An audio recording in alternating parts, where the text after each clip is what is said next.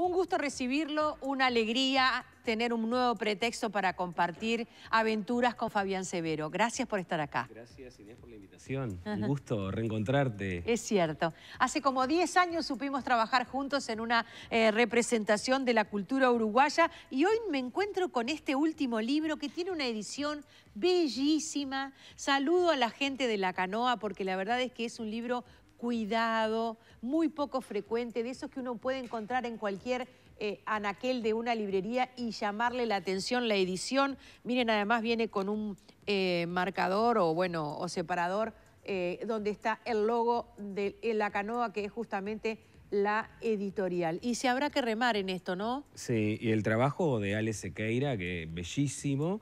Trabajo, el cuidado de la tapa, la contratapa, Miren el detallecito ese del detallecito acá. Ajá. Desde la letra hasta el cuidado del color del papel. Ha sido un trabajo en equipo hermosísimo con el equipo de ediciones de La Canoa. Sequeira, que nos tiene maravillados con su capacidad. Tanto te hace un libro maravilloso sobre el chivito. Hace un libro por semana. Sobre los hongos, como te hace esta delicadeza. Es increíble. Que bueno, yo no sé, ¿no será demasiado para Sepultura esto? Vos sabés que sí, ¿no? Me parece que eso es como mucho recurso, ¿no? Para una historia con tan pocos recursos, ¿no? No, pero es una historia... A ver, no estoy comparando, no soy capaz de hacerlo, ni creo que haya que hacerlo. Pero tiene que ver con, no sé, con Paco Espínola, con La sombra sobre la tierra. Sí. Tiene que ver con los desamparados. Bueno, sí, hay ahí bueno, ya el título, ¿no? Sepultura... No, pareciera que no fuera una historia pum para arriba, ¿no? El que vaya a leer Sepultura. Entonces, sí, me parece que puede ser como una historia un poco con un tono triste, ¿no? El otro día salió una nota de Juan en El País que decía la dulce tristeza. Me parece que sí, que puede ser una historia de un viejo, ¿viste? Que escucha voces, que recuerda, que no sabe si las voces son de vivos o de muertos, que a su vez está hablando con una muchacha y vos no sabés si esa muchacha está viva o está muerta. Esos vecinos que andan por ahí que vos no sabés, ¿no? Son como sombras que andan, que no sabés si están vivos o si están muertos. Entonces creo que eso le puede dar como una atmósfera de sombría, tal vez, ¿no? Monótona. Me hace recordar a muchos lugares del Uruguay a donde yo viví y donde estuve. Es decir, yo no sé si la gente del interior... Ahí empezó a aparecerle el portuñol. ¿Se dieron cuenta? Empezó a aparecer Se dieron cuenta que despacito empezó a hablar y le apareció el sotaque, ¿no? Apareció ese acento. Empezó a aparecer cuando empezó a hablar de adentro el tipo, ¿no? Ahí va. Empezó a salir de adentro severo y empezó a salir severo. Empecé a soltar. Sí, que yo te decía que en muchos pueblos a donde viví, incluso en el pueblo que vivo ahora, yo vivo en Atlántida, a veces uno tiene esa sensación, ¿viste?, de andar por las calles desiertas. Bien. Sin nadie. Bien. ¿No? Como que si solo vos estuvieras en el universo. Y a veces pasás por, yo en un texto digo, las mismas caras en las mismas calles, ¿no? Eso de pasar y siempre estar la vecina allí, el perro allá, aquel lugar. Entonces, yo a veces ando en bici y digo, ¿esto es un pueblo fantasma? ¿Existe o no existe? ¿No? Más o menos ahí, esa es la inspiración un poquito de Pueblo Sepultura o de contar esa historia, entre otras cosas, ¿no? Porque yo había escrito un libro, Viralata, que me parecía que era un libro un poco triste, que era yo lo escribí para superar la muerte de mi madre, ¿viste? Y quería reconciliarme con la idea de la muerte, ¿entendés? Entonces, un día yo estaba escribiendo y me surgió esa frase que el narrador lo dice en un momento, dice, la muerte es muy poca cosa para separarnos de las personas que amamos, dice él. La muerte es un día, el amor es todos los días, ¿no? Dice él. Bueno, yo quería reconciliarme con la idea de la muerte, esa idea de que los muertos están con nosotros, ¿no? Es decir, yo puedo hablar con mis muertos y los puedo escuchar, y bueno, tejiendo una historia con otra historia, un fragmento con otro fragmento, fue naciendo ese universo de Sepultura. No es sencillo, no es lineal, pero háganle un lugar en su propia sensibilidad y se encontrarán con un hombre que no solo es narrador, también es poeta. Vamos a la presentación de Fabián Severo. Mientras el verano ya era historia al sur del Río Negro, el lunes 16 de marzo de 1981 nació en la ciudad de Artigas, aún calurosa, donde no se sabe bien si se está en Brasil o en Uruguay, Fabián Severo González, quien creció aprendiendo un idioma único en el mundo, el portuñol, casi una forma de vida. No había libros en su casa y tampoco hubiera sido posible que alguien en ella los entendiera, porque el idioma español no era una opción, sino una imposición caprichosa. Su gusto por la palabra surgió de la radio y los vecinos. Escuchaba historias, asimilaba cuentos, relatos y canciones, entendiendo que no son otra cosa que poesía musicalizada. En 2004 Fabián llegó a Montevideo tras recorrer esos 600 kilómetros que se vuelven interminables para quien deja atrás nada menos que sus raíces. Por aquel entonces no se identificaba con la literatura uruguaya. Nada tenía que ver con el montevideano Benedetti ni con Quiroga o Spínola, hasta que encontró en Juan Carlos Onetti a alguien que hablaba acerca de lo mismo que él sentía. Esas cosas de tristeza, de soledad, el sinsentido de la vida y la necesidad de escribir para sobrevivir. Fabián no solo se dio cuenta de que debía contar, sino además contarse, haciéndolo en el lenguaje de sus raíces, ese que pocos dominan, pero todos entienden. Os vizinhos se arrodillan atrás de Dios, mas Él no espera a nadie. Los días que no saben qué hora es, se estean no rayo do sol. Pero el uso del portuñol como lengua fronteriza no fue una decisión reivindicativa ni una forma de llamar la atención hablando raro. Fue y es su auténtica manera de escribir y hacer poesía, que le valió el premio Morosoli en 2010 con Noite do Norte y 7 años después el Premio Nacional de Literatura por la novela Viralata. E incluso logró que su poesía apareciera en la revista New Yorker, que también publicó a Truman Capote, Salinger y Raymond Carver, entre otros. Fabián Severo, escribiendo a mano en los recreos de sus clases como profesor de literatura y en los ómnibus, reivindicó el sentir de la frontera. No pretende amontonar letras mezclando idiomas porque sí, lo hace porque lo necesita para no morir de tristeza.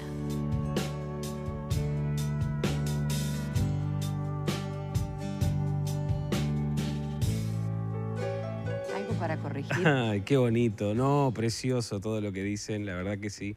Un lindo resumen de mi relación con la literatura, ¿no? Es decir, me ha pasado eso.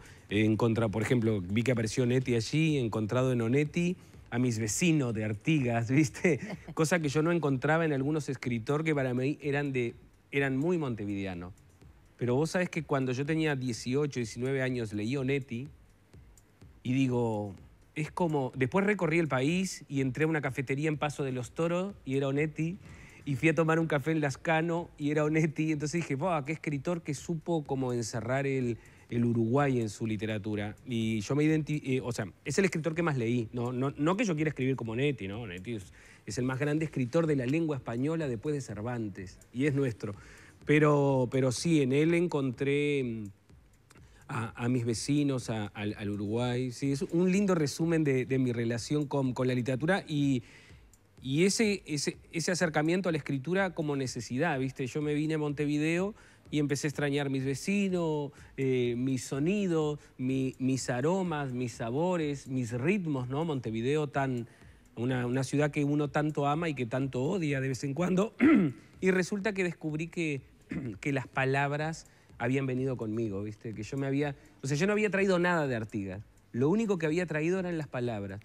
Y ahí, escribiendo en el cuaderno, yo descubría que yo podía volver a Artigas escribiendo. Incluso alguien me dijo, ¿vos cada cuánto vas a Artigas? Me dice, ¿no? Y yo digo, yo voy todos los días. Porque me levanto de mañana y escribo un párrafo, escribo unos versos. Y es como estar todavía en mi barrio, ¿viste? En mi pueblo. O sea, la escritura es una forma de regresar. Alguien dijo que la escritura es una forma de guardar lo que uno ha perdido para siempre. Y a veces yo quiero recordar a un vecino, un atardecer, o al Fabián de 10 años que andaba en tal lado. Y bueno, escribiendo, ¿viste? Vuelvo a vivirlo.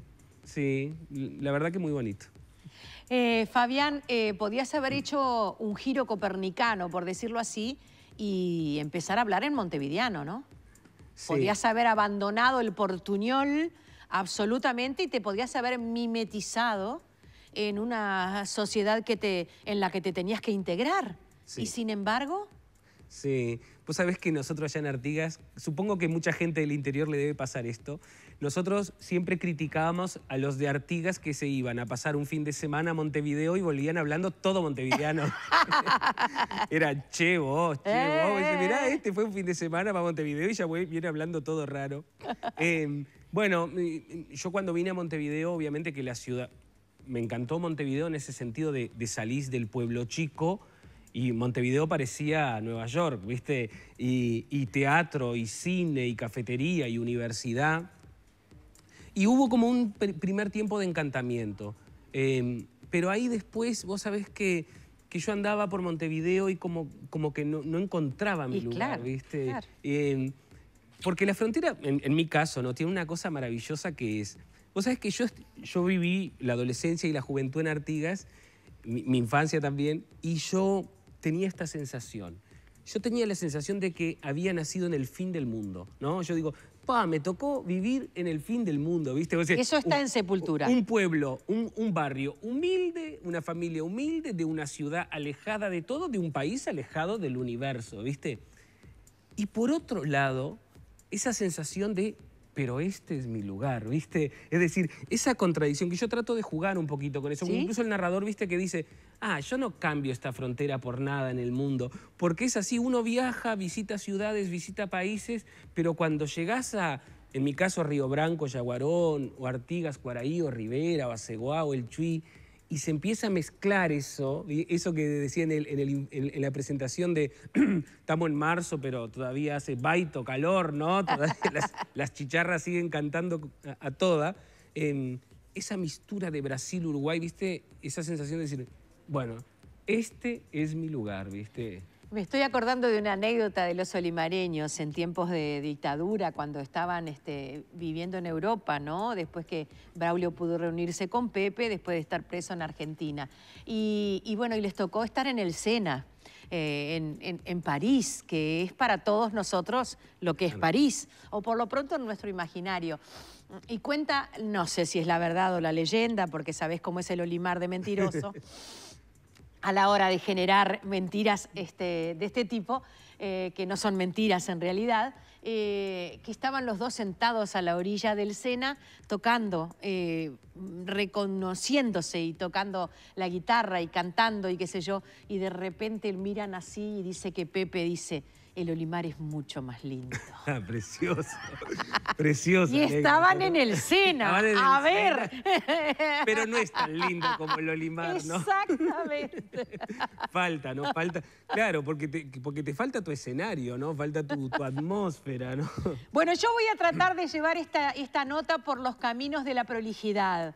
Pero si algo tiene de bueno, es que no tiene que ser así. Yo voy a guiarla porque es mi tarea, pero la obra de Fabián Severo ya ha ido al teatro.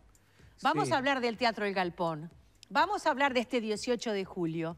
¿Qué pasó ahí? Sí, es increíble. Sí, Luis Vidal, cuando leyó Viralata, le pareció que podía hacer una adaptación al teatro. Nos reunimos en Atlántida, él fue hasta Atlántida y me dijo, dice, mirá, a mí me gustaría adaptarlo al teatro. Y yo le dije, Luis, hacé lo que quieras porque ese libro ya no es mío, es decir, no me pertenece y además yo no sé nada de teatro. No había teatro en Artigas, ¿no? Es decir, yo no iba al teatro, el teatro es algo de acá que aprendía. Y bueno, la verdad que la versión que hicieron con Rodolfo da Costa haciendo de Chicharra, de Fabio, de Fabito, es una... A mí me encantó el resultado, ¿sí? Y es como la Lecueder de Montevideo, de Artigas, ¿viste?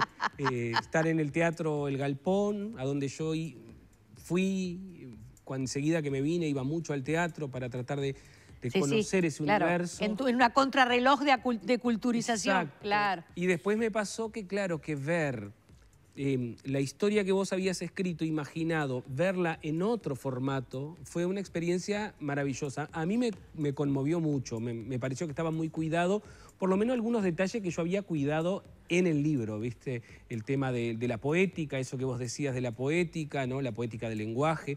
Porque puede pasar algo acá en Montevideo. Sí. Es cuando se hace la parodia del portuñol. Sufro ¿viste? tanto con eso. Es decir, no con el portuñol, con la parodia del paisano.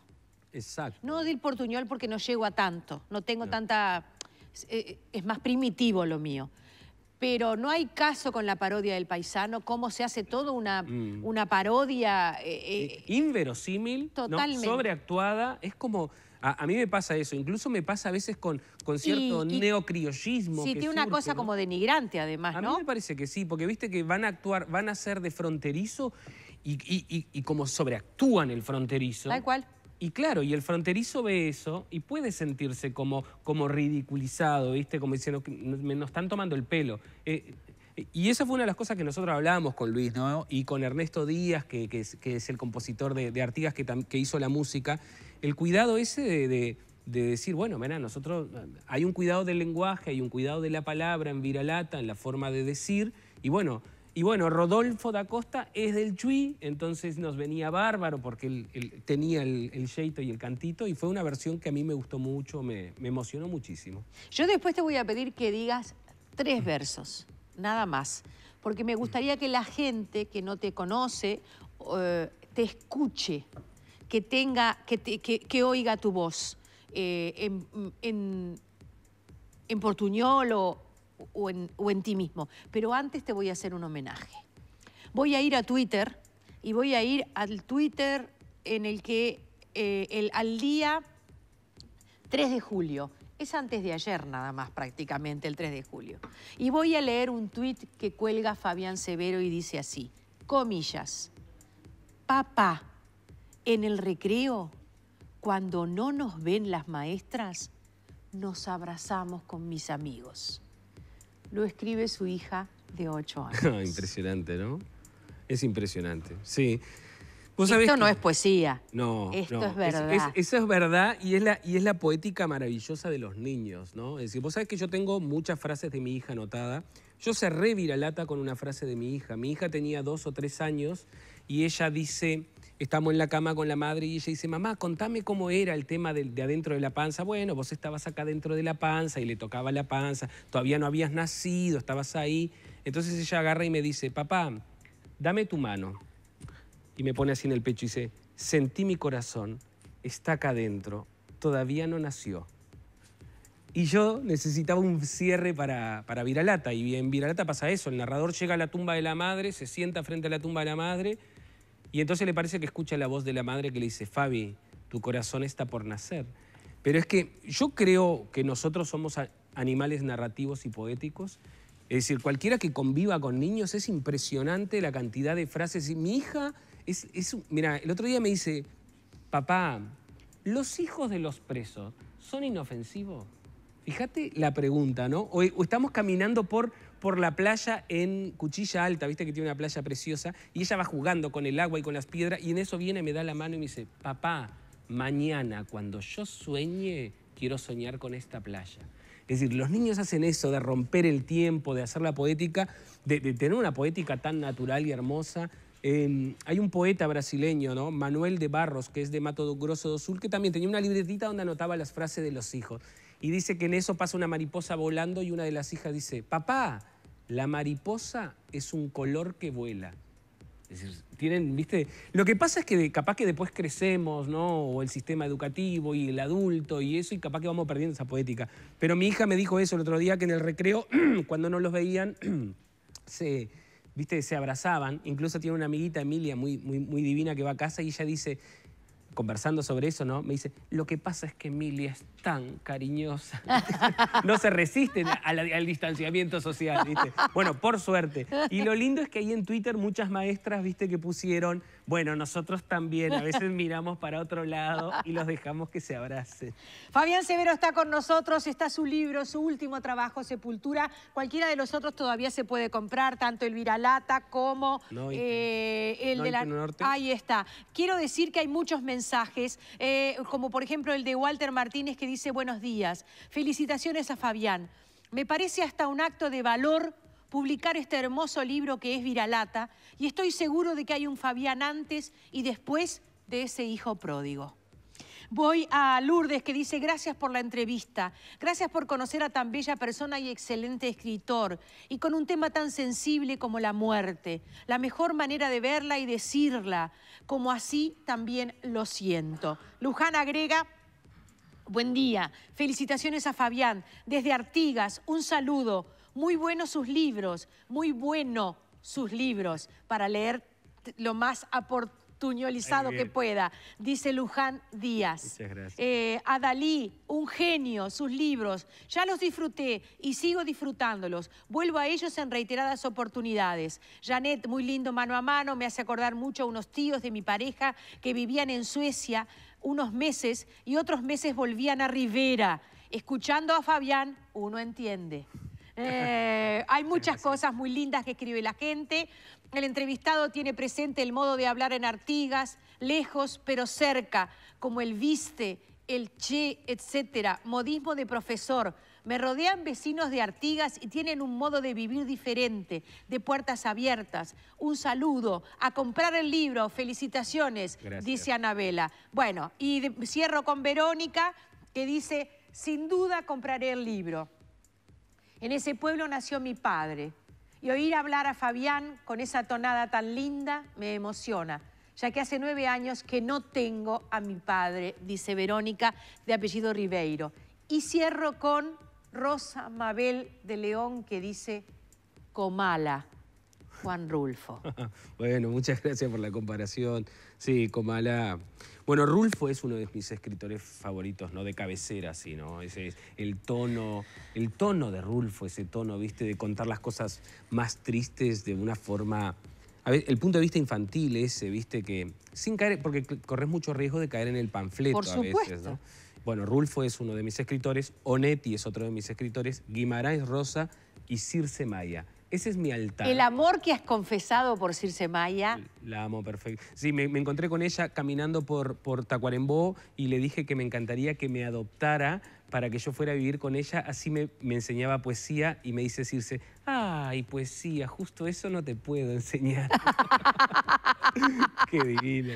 Es maravilloso. Circe Maya es la escritora, para mí, la poeta más importante de la lengua española, ¿viste? Tenemos que despedirnos. ¿Cómo vas a hacer? Bueno, ¿querés que lea algo, un pedacito? No, quiero que hables, quiero que recuerde, que sin leer. Bueno, voy a recordar mis primeros versos, los primer versos que escribí estando en Montevideo, cuando recordé una anécdota de Artigas, y entonces salí de clase, yo estaba en la facultad, y ahí agarré una hoja y puse: mi madre falaba muy bien, yo entendía. Fabi, andá a facer los deber. Yo facía. Fabi, traceme medio litro de leite. Yo tracía. Decí pra doña Cora que mañana le pago. Yo decía. Della hizo gurí y yo deillaba. Mas mi maestra no entendía. Mandaba cartas en mi cuaderno, todo con rojo igualcito su cara, y firmaba abajo. Mas mi madre no entendía. Le hizo para mí, hijo, y yo leía. La historia se repitió por muchos meses. Mi maestra escribía, mas mi madre no entendía. Mi maestra escribía, mas mi madre no entendía. Entonces, cierto día, mi madre entendió todo y dijo: Fabi, tú tendrás que dejar la escuela. Y yo dejé. Gracias a Fabián Severo, gracias por venir. Gracias, Inés, una alegría reencontrarnos. Sí, igualmente. Te conocimos de barriga, poquito antes de que naciera esta maga que llegó a tu vida para ayudarte con la poesía. Es cierto. Gracias, Fabián. Muchas gracias, Inés. Gracias por lo que has hecho y te seguiremos siempre. Bueno, muchas gracias. Cerramos este mano a mano, amigos, y lo hacemos en este idioma tan modesto que nos parece el de la televisión cuando nos encontramos con un poeta.